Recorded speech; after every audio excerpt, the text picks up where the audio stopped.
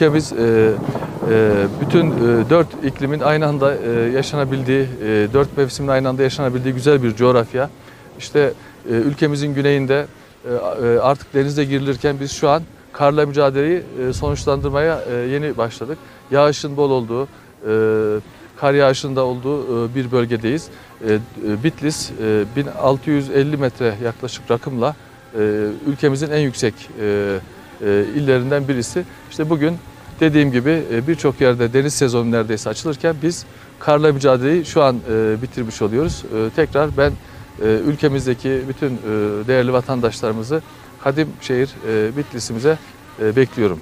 Devlet olarak biz vatandaşımızın evlerine, hanelerine ulaşabilir halde tutmak için var gücümüzle kış ayları boyunca çalıştık. İşte bugün de burada artık yaklaşık 3000 metreye yakın 2948 metre rakımdaki Nemrut Krater Gölü'nün bulunduğu bölgede bu çalışmalarımızı bu yıl için sonlandırıyoruz.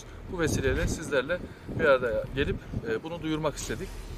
Tabii Nemrut kalderası hepimizin bildiği üzere dünyanın en büyük ikinci kalderası ve biz bu kalderanın önce milli park ve sonra jeopark olması için gerekli çalışmaları yoğun bir şekilde devam ettiriyoruz.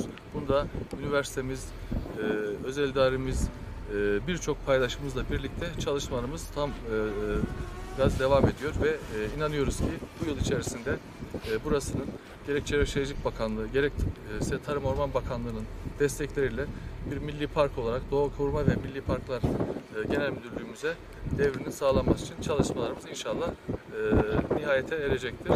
Böylece burası çok önemli bir doğal turizm destinasyonu olarak hem Bitlis'te hemşehrilerimizin hem bütün bölgemizin hem ülkemizin hem de dünyadan birçok ülkeden gelen turistlerin hizmetine en güzel şekilde elbette ki koruma ve kullanma dengesi içerisinde doğamızı koruyarak, tahrip edilmesini sonuna kadar engelleyerek ama aynı zamanda vatandaşımızın da bu güzellikleri yaşamasını sağlayacak bir projeyle burayı hizmete açmak için var gücümüzle çalışıyoruz.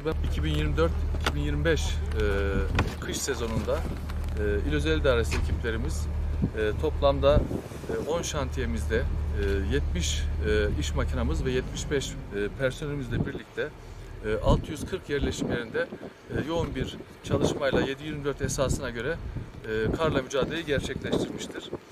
15.200 kilometrelik bir yol açılmıştır bu süreç içerisinde ve yaklaşık 25 milyon TL'lik bir harcama yapılmıştır. Ben bu vesileyle İl Özel İdaresi Genel Sekreterliğimizi, İl Genel Meclisimizi ve Yol Şube Müdürlüğümüzü yürekten kutluyorum.